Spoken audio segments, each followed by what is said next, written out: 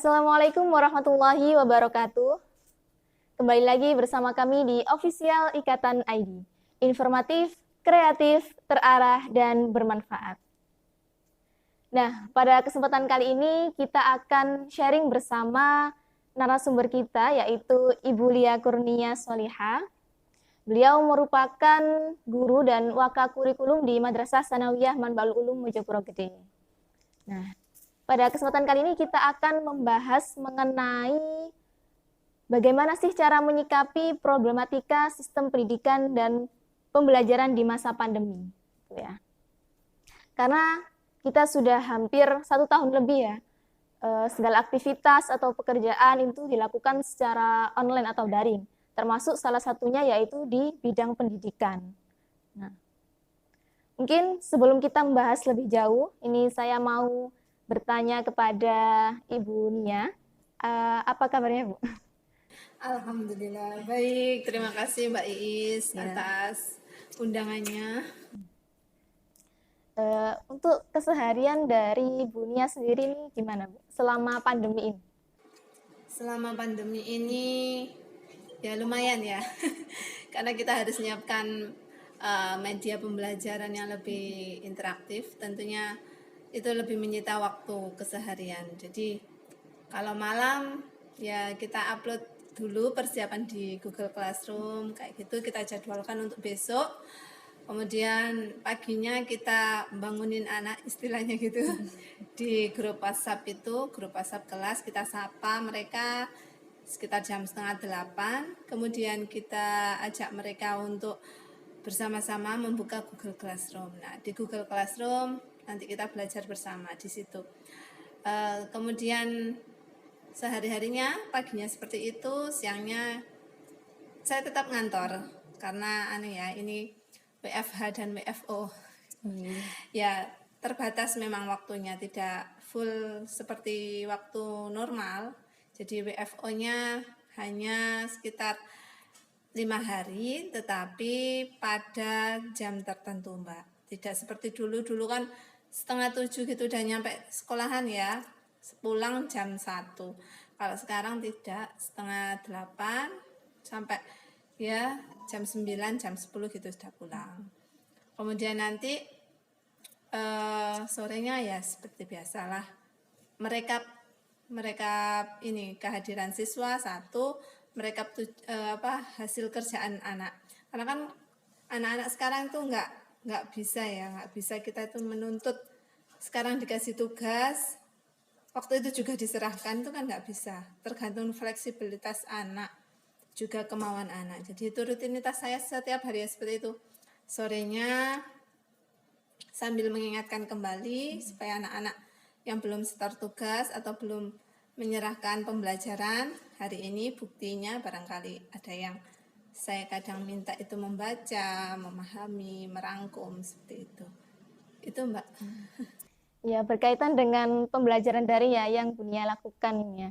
Menurut Bu Nia sendiri itu apakah efektif Bu, pembelajaran secara daring ini? Ya efektif, tidak efektif itu tergantung kondisi anak ya. Untuk saat ini saya melihatnya sih belum efektif karena anak-anak pasti akan membutuhkan pendamping.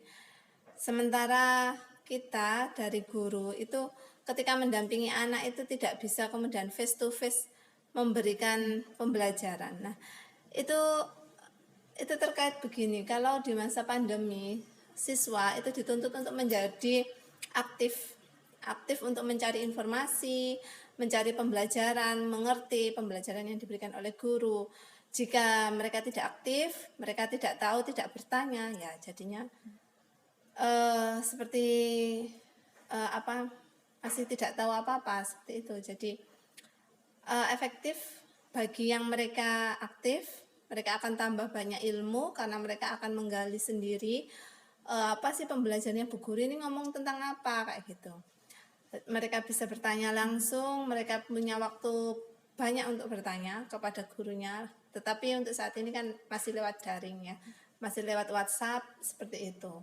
untuk bertanya, tidak bisa face to face kayak dulu di kelas langsung datang ke meja gurunya tanya, nggak bisa. Jadi sekarang ya aktif itu yang nanti efektif, kalau tidak aktif ya jadinya kurang efektif begitu. Iya Bu, kadang dengan adanya pembelajaran daring ini kan juga menjadi suatu problematika yang ada di masyarakat ya. Ya. Betul. Bahkan banyak juga para wali murid itu yang mungkin mengeluhkan karena mungkin ada yang masih belum paham mengenai teknologi gitu ya Bu. Iya betul. Dan para siswa juga kadang juga merasa jenuh juga Bu kalau menghadap laptop, menghadap HP gitu. Jenuh pasti, apalagi nggak ada yang bisa diajak omong. Itu masalahnya untuk saat ini. Kalau sekedar untuk daring, mereka menyaksikan gurunya, video yang dibuat gurunya, mereka akan paham. Tetapi ketika ada pertanyaan yang mereka tidak pahami, mereka tidak bisa bertanya langsung face to face. Tapi tetap kita fasilitasi sih Mbak untuk bisa komunikasi lewat WA, tidak menutup jam sekian dibatasi pertanyaan, tidak. Kalau saya sih tidak, boleh, tapi asalkan jangan tengah malam gitu. Nah, problematika sendiri dari wali murid itu sekarang yang jadi pertanyaan adalah sampai kapan daring ini. Nah, karena kan melihat anak-anak itu ketika pegang HP ya yang dikerjakan barangkali apa ya game. Kalau sosmed yang gila sosmed ya sosmed, TikTok dan lain sebagainya seperti itu. Tetapi sekali lagi ini butuh kerjasama antara wali murid dengan anak dan guru. Nah, guru sudah mengingatkan, guru sudah memberikan pembelajaran, guru sudah memberikan fasilitas untuk bertanya, tinggal wali murid. Wali murid bagaimana bisa menjadi pendamping di rumah, fungsinya itu. Jadi guru itu fasilitator satu, kalau dalam pelatihan gitu kan gurunya fasilitator satu. Fasilitator dua siapa? Ya orang tua. Gimana kalau orang tuanya gaptek? Dia kali anaknya, oh sudah mas, sudah selesai. Itu yang masalah. Nah, kalau seperti itu bagaimana? Nah, tetap orang tua harus mau belajar. Mau nggak mau orang tua harus mau belajar. Entah itu sekedar WA kepada gurunya, apakah benar anak saya ini sudah mengerjakan atau tidak, minimal mendampingi, duduk bersama aja Mbak. Duduk bersama, mana dilihat seperti itu, mana hasilnya dikasih tanggal. Nah, itu fungsinya peran orang tua saat ini. Jadi lebih pada fasilitator kedua di rumah. Penting sekali tugasnya orang tua, tetapi hal itu jarang bisa dilakukan karena kesibukan orang tua juga tidak memungkinkan untuk menjadi pendamping di rumah. Akhirnya ya seperti itu pendidikannya anak. Ada yang setor pembelajaran hari ini, ada yang tidak, seperti itu. Tapi apakah itu ada orang tua yang langsung mengeluh ke gurunya langsung gitu? Oh, ada banyak. Banyak Mbak, banyak yang WA ke saya, datang ke rumah juga banyak. Terutama untuk saat ini ya, teman dekat itu menjadi kunci keberhasilan anak. Banyak orang tua itu yang datang ke rumah saya untuk anaknya dijadikan satu kelas dengan teman dekatnya. Nah, itu untuk memudahkan belajar, biasanya begitu. Ada yang komplain kadangan itu minta waktunya di ini ya. Kalau ngasih pembelajaran itu pagi aja Bu semua jret gitu. Tapi kan nggak mungkin. Kita ada waktunya tersendiri. Mapel ini jam sekian sampai sekian, jam sekian sampai sekian mapel A, B, C gitu secara berurutan. Tapi ada yang minta Bu ini pembelajarannya langsung jadi satu nanti soalnya aku cek wero ya, kasarannya seperti itu. Barangkali ya itu kesibukan orang tua sih seperti itu. Kalau itu Bu, media pembelajaran yang dipakai di MTS Manbaul Ulum ini apa aja? Kalau yang aktif saat ini sebagai media itu Google Classroom satu itu, dan yang dimanfaatkan sudah dari dulu itu WhatsApp itu WhatsApp group jadi gurunya juga membuat grup mapel sendiri, ada grup kelas, ada grup mapel begitu. Karena anak-anak yang kesulitan mengupload pekerjaan mereka itu lebih suka lewat WhatsApp. Tetapi kendalanya di WhatsApp itu anak-anak yang lain bisa melihat hasil pekerjaannya kalau dikirim di WhatsApp grup ya, itu kendalanya. Sedangkan kalau dikirim WA pribadi ke gurunya, Gurunya yang bingung. Iya, gurunya yang bingung. Jadi langsung numpuk begitu banyak gitu. Kalau nggak dihapus sih jadi rajin membersihkan gitu ya Mbak.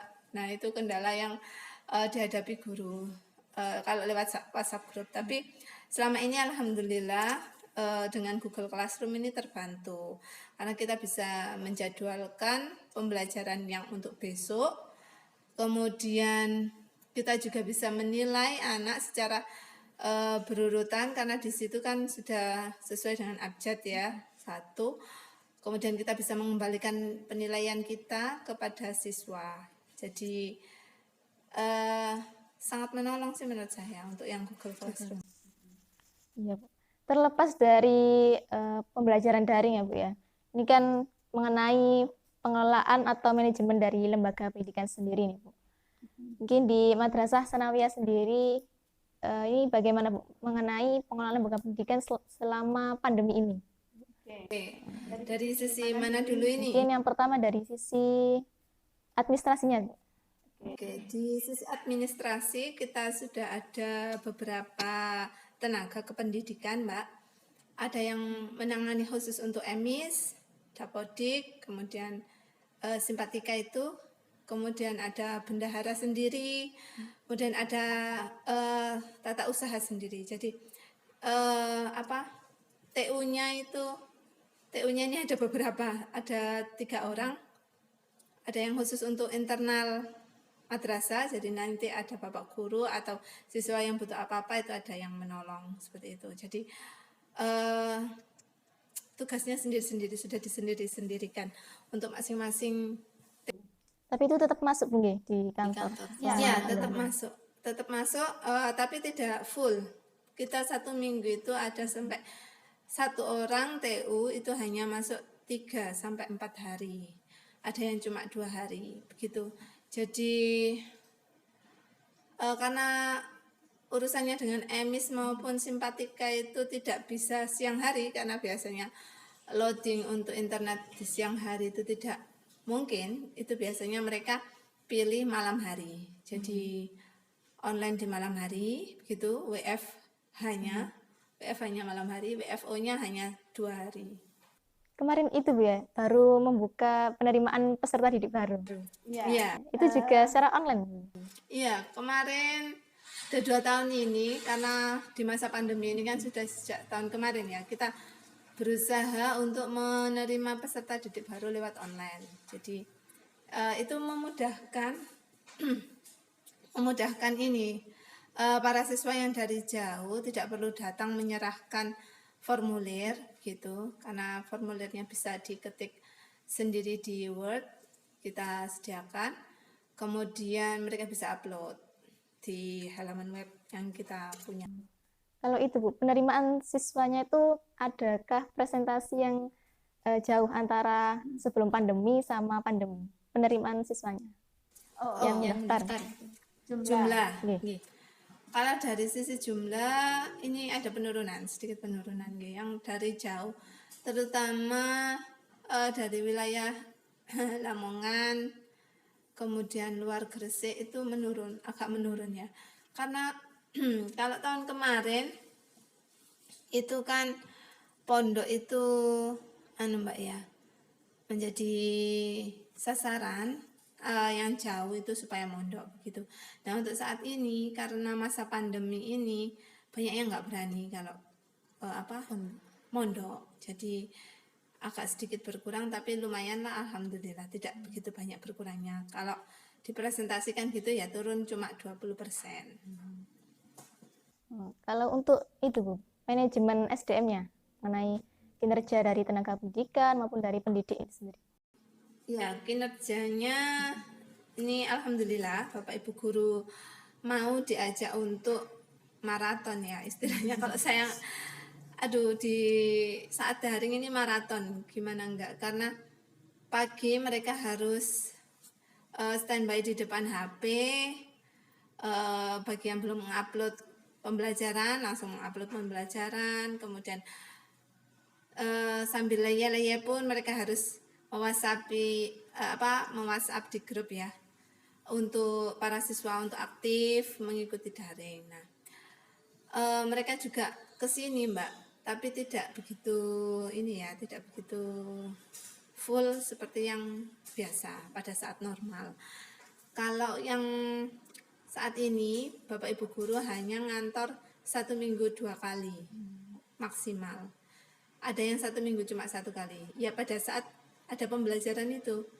Nah, tapi kita tetap meminta untuk secara administratif mereka tetap mengisi absensi dan jurnal guru supaya lebih tertib administratif aja seperti itu. Kalau dari sisi kinerja kan tadi seperti itu ya Bu, bisa dibilang itu mungkin itu ya Bu, lebih capek yang saat pandemi ini atau yang sebelum pandemi? Iya, gimana ya?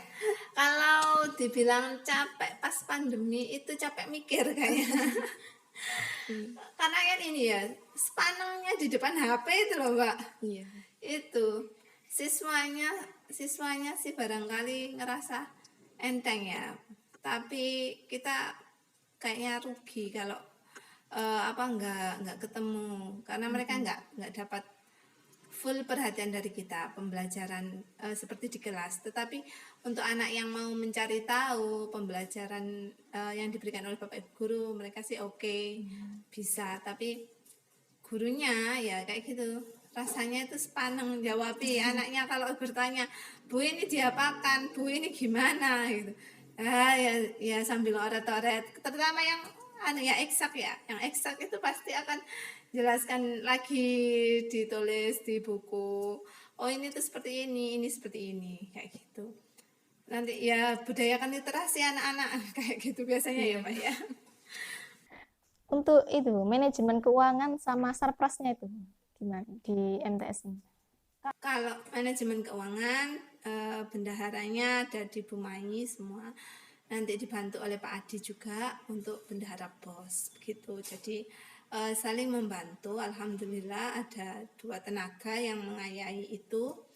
Kemudian untuk sarpras di sini dibantu oleh Bapak Abdurrahim SPDI, itu yang mengelola sarpras ya, termasuk ini saat ini kan di masa pandemi ini kan tidak terpakai ruang kelasnya, kemudian halaman barang itu semua alhamdulillah sudah bisa dipelihara, tetap dirawat dengan adanya tenaga Pak Bon. Tapi itu Bu, selama pandemi ini masih berjalan pembayaran SPP-nya siswa? Alhamdulillah ini kemarin bisa disiasati dengan memberikan beasiswa ya Mbak ya.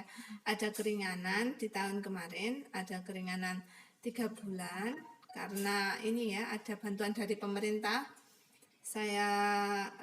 Tapi tidak semua anak yang mendapat, hanya yang dari golongan menengah ke bawah. Tetapi akhirnya dari kepala madrasah memutuskan kita memberikan semua biar rata. Jadi semuanya dapat beasiswa untuk yang semester akhir kemarin, semester genap itu 3 bulan free. Ya. Berarti semua aspek ini tuh masih tetap dimonitoring Bu ya, maksudnya masih tetap dievaluasi dari kepala sekolah sendiri, kemudian dari beberapa guru sendiri. Ya, ada evaluasi juga dari kepala madrasah, ada dari pengawas sekolah, pengawas madrasah. Itu kan juga berhubungan dengan sistem akreditasi gitu Bu ya. Iya, akreditasi benar-benar. Kalau di MTS ini terakhir akreditasi itu tahun berapa Bu? Akreditasi tahun 2019. Berarti tapi selama pandemi ini belum Sudah, iya. Itu masuk kalau tidak salah itu bulan Agustus kalau nggak salah. Juli atau Agustus sepertinya 2019 kalau tidak salah seperti itu itu awal mula tahun pertama COVID ya, itu udah apa ya, kayak maraton banget ngejar akreditasi di masa COVID kayak gitu. Jadi dosennya juga asesornya datang ke sini juga, mereka 2 orang waktu itu tetap visitasi, tetapi kita juga agak keberatan untuk mengejar bukti fisiknya. Nah, tapi alhamdulillah lah, syukur sudah terlampaui. Tapi pelaksanaannya itu Bu, tetap ada visitasi atau Tetap, ya, daring? Tetap ada. Ya, berarti memang itu Bu. Meskipun pandemi ini tetap dari asesor atau pengawas itu tetap melakukan monitoring ke beberapa lembaga termasuk di MTS Manbalu ini. Nah, untuk yang terakhir ini Bu. Ini bagaimana Bu cara kita baik dari pendidik, tenaga pendidik, siswa atau warga pendidikan itu menyikapi problematika yang ada dalam pendidikan di Indonesia atau yang sedang kita lakukan saat ini yang secara daring. Menyikapinya itu seperti apa? Ya, kita ini Mbak, proaktif dan kerjasama sih. Guru tidak mungkin bisa jalan sendiri karena pengawasan tetap 100% ada di orang tua. Pendidikan tidak bisa berjalan dengan baik ketika aspek yang menjadi stakeholder ada yang tidak jalan. Begitu. Jadi tetap harus proaktif dan saling kerjasama. Tidak bisa kemudian kita patok pada siswanya yang harus mentaleng gitu aja, nggak mungkin. Karena mereka butuh fasilitator yang bisa mendampingi mereka, menjawab pertanyaan mereka seperti itu, ataupun sekedar mengingatkan ini waktunya kita daring begitu. Kalau stakeholdernya ada orang tua, guru, anak yang tadi nggak jalan, ada yang nggak jalan, syukur-syukur anaknya tahu diri ya, dalam artian itu bertanggung jawab sekali, itu nanti jadi poin plus buat orang tua, nggak perlu ngoyo-ngoyo menjadi pembimbing pendamping mereka. Tetapi kalau ini nggak terlaksana, ya udah jalan satu arah aja dari gurunya ke anaknya, nggak balik ke gurunya kayak gitu. Jadi dikasih tugas, dikasih pembelajaran, nggak ada feedback apapun, anak nggak ngerjakan, anak nggak melihat, nggak memantau gurunya, oh guru saya ngasih pembelajaran ini kayak gitu. Jadi intinya seperti itu sih kalau menurut saya. Ya, jadi mungkin pada intinya itu seperti ini ya Sobat Ikatan. Kita harus bisa saling bekerja sama dari semua pihak dan stakeholder yang ada agar pendidikan yang ada di Indonesia ini tetap berjalan sesuai dengan tujuan dari pendidikan Indonesia ini. Apalagi kita juga sebagai pelajar, mahasiswa, kemudian dari pihak pendidikan ada guru, kemudian kepala sekolah dan staf-stafnya yang lain, itu harus ada kerjasama agar pendidikan Indonesia ini menjadi lebih baik lagi. Dan tetap meskipun selama pandemi ini, meskipun secara daring, kita harus mengikuti kebijakan pemerintah yang harus dilakukan secara online gitu Bu ya. Ya, mungkin itu saja dari pembahasan atau sharing kita bersama Bu Lia Kurnia Solihah. Saya ucapkan terima kasih dan karena sudah bisa meluangkan waktunya gitu untuk kami. Dan mohon maaf juga apabila ada kekurangan dari kami sendiri. Ya, saya juga terima kasih dan mohon maaf untuk Mbak Iis dan kawan-kawan. Barangkali ada kurangnya atau kritikannya bisa diberikan kepada saya nanti supaya bisa jadi bahan evaluasi dan peningkatan buat saya sendiri. Baik Sobat Ikatan, terima kasih sudah mengikuti video ini sampai selesai dan semoga bermanfaat. Assalamualaikum warahmatullahi wabarakatuh. Waalaikumsalam warahmatullahi wabarakatuh.